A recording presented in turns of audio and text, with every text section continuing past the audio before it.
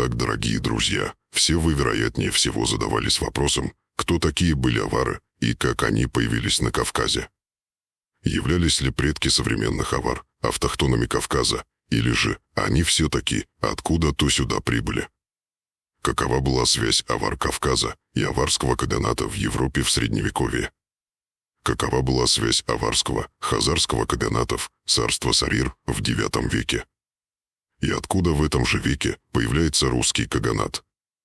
Каковы были связи авар в Европе со славянами и в то же самое время связи авар Кавказа с русами и аланами? Сегодня мы попытаемся разобрать все эти исторические вопросы.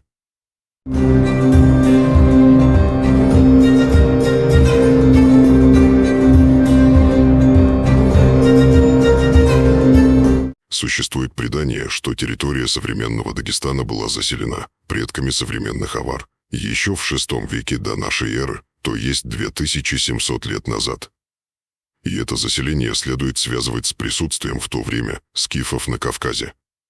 На основе этих скифов происходило постепенное их напластовывание на многочисленные древние аварские племена, которые были раскинуты в те времена по всем горным хребтам Дагестана.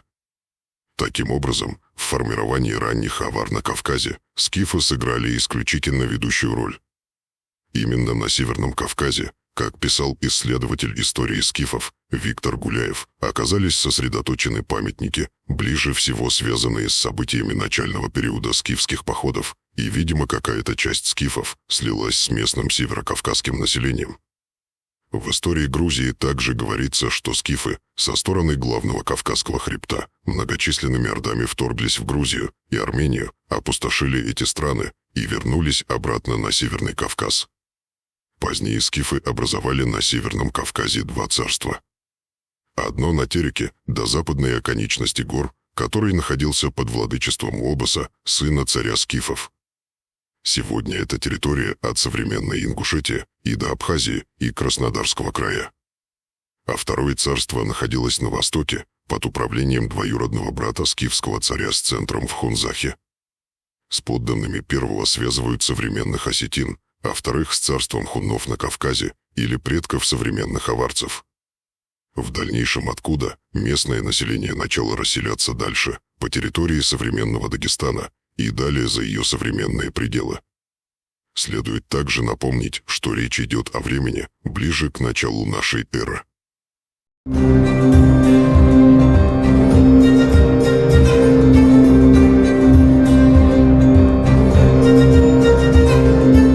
Далее в VI веке часть гуннов, оттесненные другими племенами из Причерноморья, вынуждена была мигрировать в горы Дагестана, где ими совместно с горскими племенами было образовано государство Сарир. Опорными пунктами гуннов в горах были Хунзах и Кумух. Территорию, на которой располагалась современная авария, именовалась как часть земли Хун. Датский хронист XII века Саксон Грамматик население Киевской Руси попеременно именовал то русами, то хуннами. По этому поводу другой хронист того времени, Олаф Верили, писал, что Саксон Грамматик русов и гуннов считает одним и тем же народом. Дионисий Переегет, древнегреческий ученый, во II веке нашей эры пишет, что хунны живут у западного берега Каспия, южнее скифов и севернее каспиев и албанов. В родословной аварских нуцалов первым в длинном перечне предков нуцала Саратана назван Рускан. Последнее буквально переводится как «князь русов».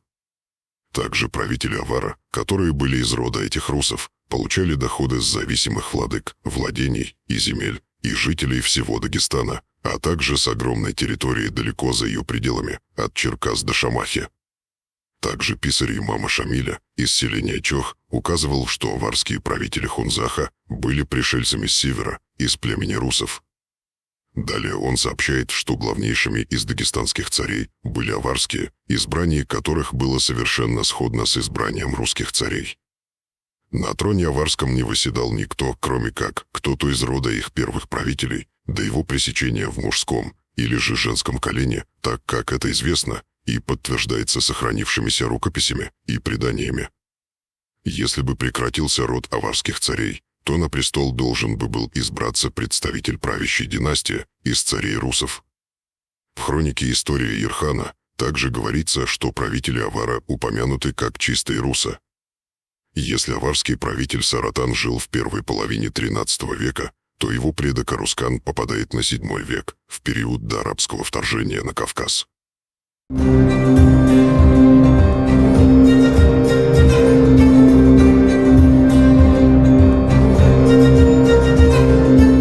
Но почему же самые известные европейские хронисты XII века называли русов начала IX века нашей эры, которые расселялись тогда на территории современной Восточной и Центральной Украины, то хуннами, то русами? Тем более, что в то же самое время на Кавказе существует также мощное аварское государство с аварским населением со своей столицей Хунзах. Также авар в Европе именуют то хуннами, то аварами, отождествляя эти два названия. Давайте в этом разберемся. Ведь многие люди склонны упускать мелкие детали, из-за которых не видно общей картины. Дело в том, что в середине IX века вновь начали укрепляться торговые связи Единой Руси или Союза племен восточных славян и Византии, ранее фактически разрушенной ее прежними императорами. Причиной сближения двух великих государств было возникновение враждебного для только-только начинающей зарождаться молодой Руси и в то же время опасного для Византийской империи объединения католических королевств империи Карла Великого, которая угрожала им своей экспансией с запада. Это вызвало необходимость создания вблизи западных границ Руси сильного военного и торгового форпоста в виде так называемого русского каганата. Но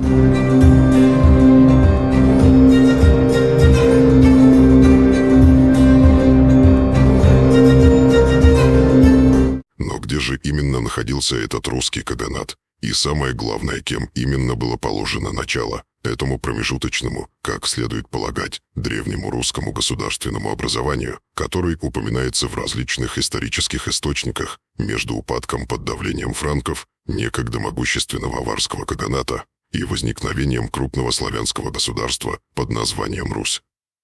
В начале IX века империя Карла Великого, провозгласившая себя наследницей Великой Римской империи, включала в себя большую часть Западной Европы.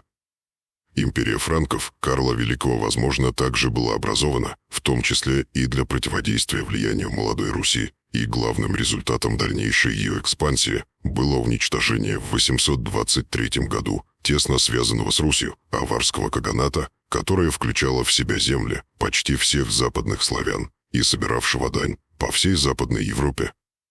Авары Европы фактически являлись связующим звеном между западными славянами, теперь уже франкского королевства, и восточными славянами зарождавшейся Руси. В дальнейшем, после того, как остатки разгромленных франками авар растворились в местном славянском населении Балканских и Карпатских гор, в результате противостояния империи Карла Великого в 962 году была уничтожена наследница аварского каганата, Великая Моравия, которая являлась западным форт-постом славян в Европе.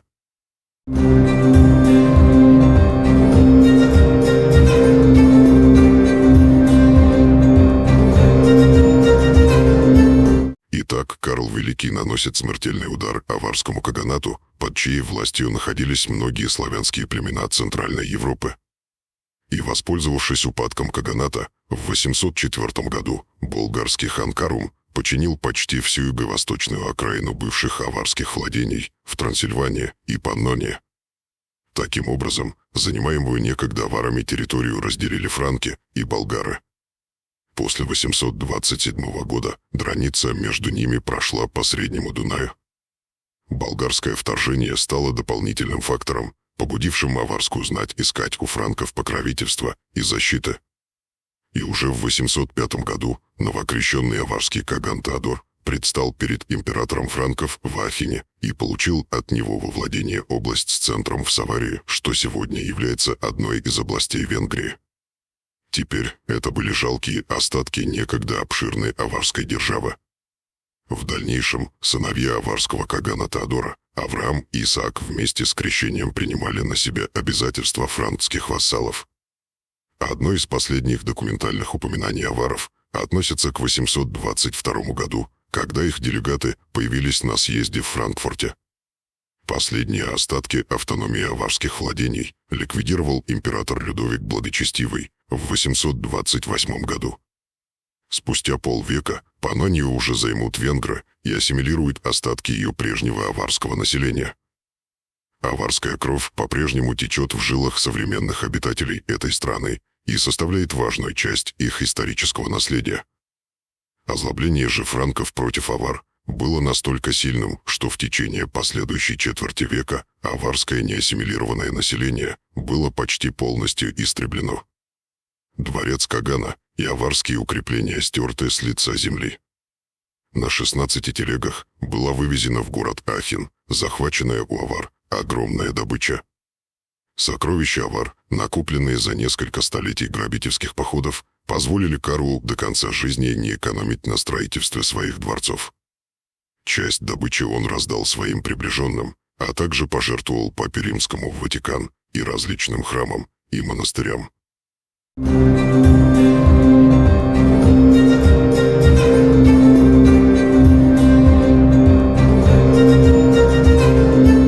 Таким образом, с усилением империи Карла Великого, потомки аварских каганов стали постепенно ограничиваться в возможностях какого-либо политического влияния в некогда подконтрольных им регионах.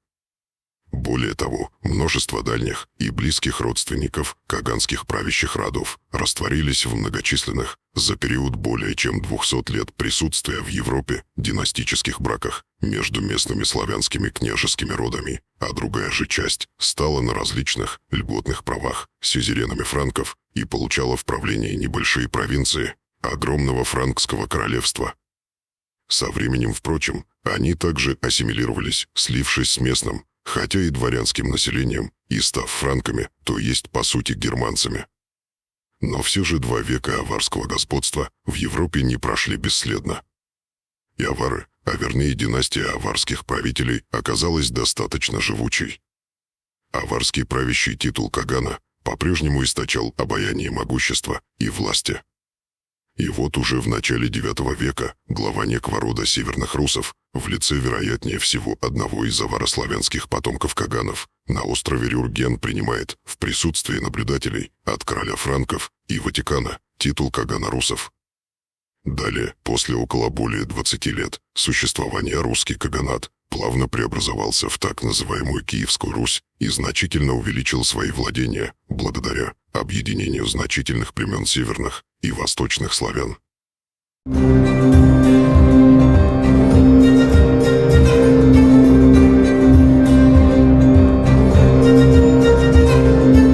Но давайте теперь на время вернемся на Северный Кавказ. Данные, имеющие отношение авар к истории Древней Руси, содержатся в том числе и в небольшом собрании рукописей, составленной, судя по всему, арабскими хронистами X века под условным названием «История Ирхана». Ирхан – это древнее название современного аварского поселка, которое сегодня называется Ирганай, что находится на берегу одноименного водохранилища и на правом берегу аварского Кайсу. Эта рукопись была написана на арабском языке, и по своему содержанию она представляет собой собрание местных сказаний, отражающих историю Ирхана и близлежащих населенных пунктов, начиная с IX по XIV век. В этот период как раз начинается процесс исламизации Дагестана. Интересно сведения источника об этнической и религиозной принадлежности жителей аварских поселений в то время. Наряду с мусульманскими поселениями существовали и христианские, и иудейские. Среди христианских поселений в книге «История Ирхана» указывается, в частности, область авар. По всей вероятности так арабские хронисты обозначали население Хунзахского плато и близлежащие к ним населенные пункты. И далее в этих рукописях говорится, что жители авара являются чистыми русами. Многие историки Средневековья писали о происхождении некой хунзахской правящей династии, а иногда и всех аварских областей на Кавказе от какого-то племени Аурс или Рус.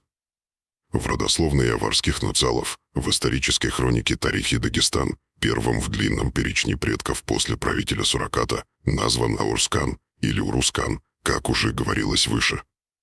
И в этой книге, составленной из записей арабских хронистов в X веке, говорится, что правители авара являются правителями из рода Урус. Лев Гумилев в книге «Древние тюрки» утверждал, что в районе реки Кумы и в Дагестане обитало крайне воинственное племя сабиров.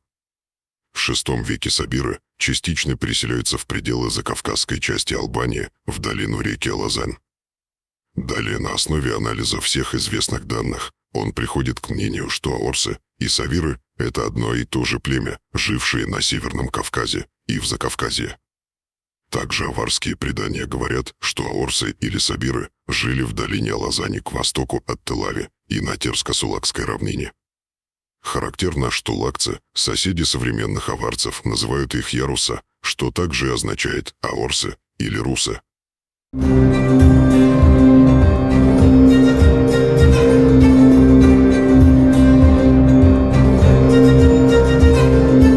Средневековое государственное объединение под названием Хазария впервые стало известно на рубеже VI-VII веков. Считается, что прародиной Хазар была некая страна на Кавказе под названием Барсилия. И здесь в названии присутствует корень аорс. Возможно, это также связано с племенем аорсов, которые обитали тогда в междуречии двух рек – Терека и Сулака. Оттуда эти аорсы распространились на значительную территорию, объединив племена северных равнин. Барсилы создали единое государство с одним языком. Так каким же был этот язык? Хотя некоторые ученые склонны считать хазар тюрками, но этому нет никаких прямых подтверждений. Поэтому давайте обратимся к самым лучшим историкам Средневекового Востока, арабам. Один из них, по имени Ибн Хубкал, пишет, что язык чистых хазар не похож на тюркский, и с ним не сходен ни один из известных языков. Далее Алистахри пишет, что язык хазар не сходен с языком тюрок и персов и вообще не похож на язык ни одного из народов, нам известных. Здесь, кажется, автор уверен, что язык хазар был местным, на котором говорили только на Кавказе. Потому он не был известен арабским историкам того времени, в то время как тюркский язык был им давно знаком, как в силу его распространенности, так и из-за того, что в гвардии многих арабских армий также служили тюрки. Версия об идентичности хазар и аварцев становится еще более убедительной, если увязать название средневекового аварского государства Сарир с государством Савир. Как свидетельствуют сами хазары, жившие в начале IX века по правую сторону Днепра, в переписке с евреями Испании, о том, что место, где они жили раньше, называется горами Сирирскими. В письме хазарского царя Иосифа в IX веке еврейскому сановнику Андалусии Хаздаю ибн Шафруту пишется: «Наши предки жили в горах Сир, что за Баланджаром». Таким образом, в основе всех этих преданий лежит представление хазар о стране Сарир как о своей изначальной родине. Согласно древним чеченским преданиям, хазары образовали в VII веке на территории Северного Кавказа два владения, одно из которых находилось в Дагестане, с центром в городе Хунзах. Согласно чеченской хронике, летопись племени Нахчу, аварские правители царства Сарир были одного происхождения с хазарскими каганами. Также в хронике «История Ирхана» арабами пишется, что жители Хазара — это первые неверные и смутьяны, и они из чистых русов. Там же указано, что правитель Ирхана, то есть одной из областей древнего аварского государства Сарир, является родным братом Хакана Хазарии. В этой хронике хазары и аварцы упомянуты арабами как чистые русы, что подтверждает версию автора о том, что в те времена это был по сути родственный друг другу народ, по крайней мере в ее династической составляющей.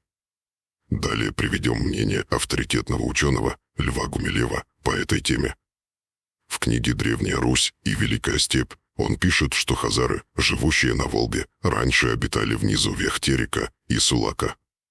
Позднее, приблизительно в VIII веке, власть от русов, то есть от первых правителей Хазарии, постепенно стала приходить к хазаро-тюркским полукровкам, когда в конце IX века, то есть уже через 50 лет после образования аваро-русами русского каганата в районе современной юго-восточной Украины и уже с формированием Великой Руси со столицей в Киеве, Прикаспийскую равнину начали прибывать орды степняков из тюркского каганата.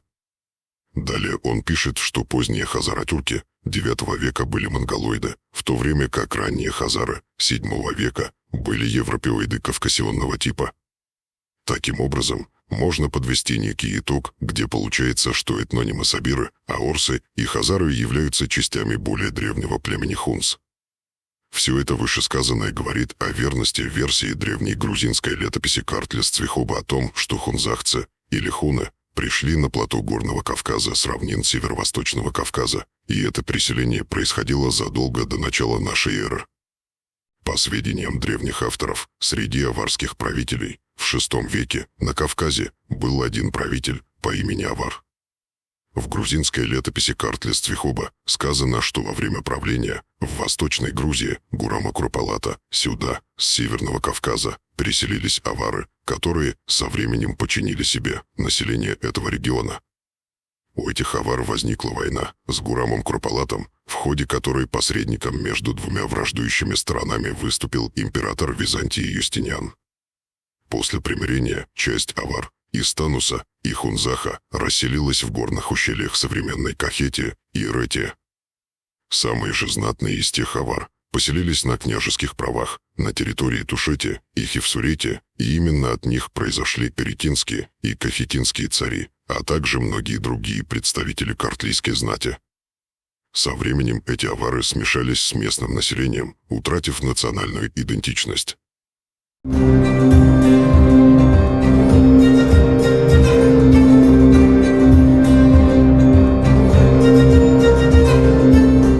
Также известно, что в начале X века аварские правители Кавказа были в союзнических отношениях с аланскими царями и различными княжескими родами Руси. Так, в 1032 году между Хунзахом и аланами было заключено соглашение, после которого они выступили под руководством своих правителей. По всей видимости, в этом походе принимали участие и дружины русичей. Они напали на Ширван и захватили его столицу Язидию, располагавшуюся неподалеку от современного города Шимахи. Скорее всего, именно эта совместная с русскими битва аварцев против мусульман, произошедшая в 1032 году, сохранилась у них в форме устного предания. В этом предании говорилось о совместной борьбе горцев и русов против прибывших арабов-мусульман, которая происходила неподалеку от Дербента. Судя по контексту, эта битва закончилась победой мусульман. Когда к тому времени еще не полностью исламизированное арабами население Дагестана узнало о прибытии очередного мусульманского войска, аварская армия и дружина русов собралась неподалеку от города Чар, где они заключили соглашение о пребывании вместе и в радости, и в горе, а также с намерением оказать сопротивление арабам, вторгшимся в пределы Дагестана.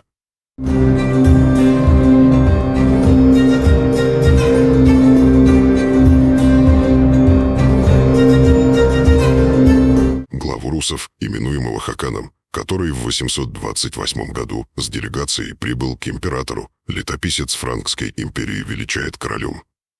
В Западной Европе, где всегда придавали большое значение генеалогиям и титулам, разбрасываться такими словами, как «король», было не принято. Даже многих весьма уважаемых государей называли князьями. Из этого следует, что неизвестное для франков государство русов после переговоров с представителями потомков одного аварославянского рода, которые были из рода Каганов. Разумеется, им пришлось доказывать свое право наследства на этот титул. И для франков повествование этой делегации было настолько убедительным, что приглашенным назначили коронацию на острове Рюрген. Этот остров располагался на севере королевства франков, недалеко от резиденции короля в городе Ахене. Судя по бертинским аналам, титул Кагана свидетельствовал о южной локализации русов. И именно этот титул приравнивался к императорскому и символизировал не только независимость, но и притязание на первенство в регионе. Из известных франкам народов только один употреблял этот титул, и это были авары. Из степных народов в Центральную Европу к тому времени проникли еще болгары, но их правители назывались ханами, а не хаканами, что было на порядок ниже. Государство же русов не могло находиться на севере Европы, так как на севере проходила лишь коронация этих первых аваро-русских царей. Земли, располагавшиеся к северу от империи, а именно в Прибалтике, были хорошо знакомы франкам, так как входили в сферу их политических или торговых интересов. Побережье Балтийского моря куда сходились важнейшие торговые артерии Средневековья, всегда было лакомым куском, и не одно столетие за него велась жестокая борьба. Скорее всего, изначальные русы, во главе с аварославянским хаканом, обитали где-то в причерноморских степях, и это, скорее всего, та самая часть юго-восточной Украины, где сейчас проходит специальная военная операция.